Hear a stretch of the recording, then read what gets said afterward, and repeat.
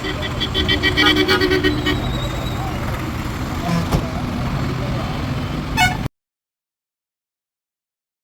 Fraction of a செகண்டில் இந்த விஷயத்தை நீங்கள் தவிர்த்திருக்கலாம்.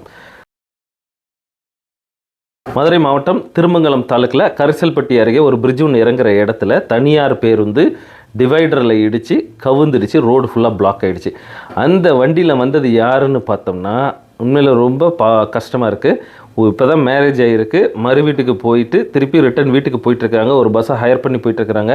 அந்த வண்டியில் பெரிய கேஷுவாலிட்டிஸ் கிடையாது. 2-3 பேருக்கு தலையில் அடிபட்டிருக்கு. பாவம் எல்லாருமே ஜிஹெச்சுக்கு போயிருக்கிறாங்க. அவங்க எல்லாம் நல்லபடியாக வரணும் அப்படின்றது நான் அவங்க சார்பில் வேண்டிக்கிறேன். எல்லோரும் நம்ம வேண்டிக்குவோம். பட் நான் இதன் வழியாக நான் என்ன சொல்ல விரும்புகிறேன் அப்படின்னா, தயவுசெய்து வண்டி ஓட்டுறவங்களுக்கு மிகப்பெரிய ஒரு பொறுப்பு இருக்குங்க. அந்த வண்டியில் இருக்கவங்க மட்டும் இல்லை, உங்கள் சேஃப்டிக்கு மட்டும் இல்லை, இந்த நாட்டினுடைய சேஃப்டின்னு சொல்கிறேன்.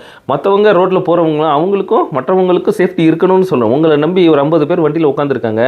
நீங்கள் பத்திரமா கூட்டு போயிட்டு வந்து வீட்டில் இறக்கி விட்டுருவீங்க அப்படின்னு நம்பி உட்காந்துருக்காங்க. அதுபடியே நீங்கள் வந்து எவ்வளோ பொறுப்பு இருக்கணும் உங்களுக்கு. அங்கே நான் கேள்விப்பட்டது என்னென்னா, ஒரு கார் ஒன்று சடனாக கிராஸ் ஆகிடுச்சு, அதனால் வந்து பேலன்ஸ் எல்லாம் போய் இடிச்சிச்சின்னு சொல்கிறீங்க. தயவுசெய்து இதெல்லாம் வந்து ஒரு காரணமாக சொல்ல முடியாது. ஏன்னா உங்களுக்கு பெரிய பொறுப்பு இருக்குது. இந்த இடத்துல வந்து ஸ்பீட் லிமிட் உங்களுக்கு தேவைப்படும். நீங்கள் ஸ்பீட் லிமிட்டில் போயிருந்தீங்கன்னா இவ்வளோ பெரிய வண்டி கவுந்து போகிற அளவுக்கு ஸ்பீடில் போய் இடிச்சிருக்க வாய்ப்பு கிடையாது. ஸோ அதாவது டயர் பஸ்ட் ஆகிருக்கான்னு பார்த்தா 4 டயரும் நல்லா தான் இருக்குது.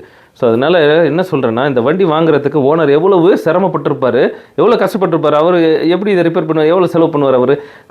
ஓட்டுறவங்களுக்கே சொல்கிறேன், நாளைக்கு உங்களுக்கு இன்னொரு சவாரி கூட வரலாம். அதனால் உங்களுக்கு காசு கிடைக்கலாம். உங்கள் குடும்பத்துக்கு போய் அது பயனுள்ளதாக இருக்கும், பயனுள்ளதாக இருக்கும்.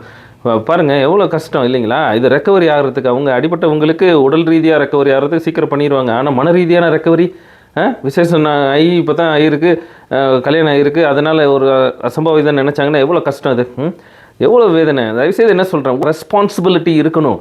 தயவுசெய்து அதாவது தூக்கம் வருதா, தயவுசெய்து தூங்கிட்டு அப்புறம் வண்டி ஓட்டுங்க. வண்டி சரியில்லாத மாதிரி இருக்கா, வண்டியை சரி பண்ணிவிட்டு அப்புறம் லாங் ஜர்னியை பிளான் பண்ணுங்கள். இதெல்லாம் செக் பண்ணிவிட்டு அப்புறம் ஓட்டுங்க. ஸோ இவ்வளவு விஷயம் இருக்குது. இதனால் நம்ம ஓட்டுறோன்னா உயிரை வந்து கூட்டு வந்து இறக்குறோங்க. ரொம்ப பொறுப்பு வேணுங்க.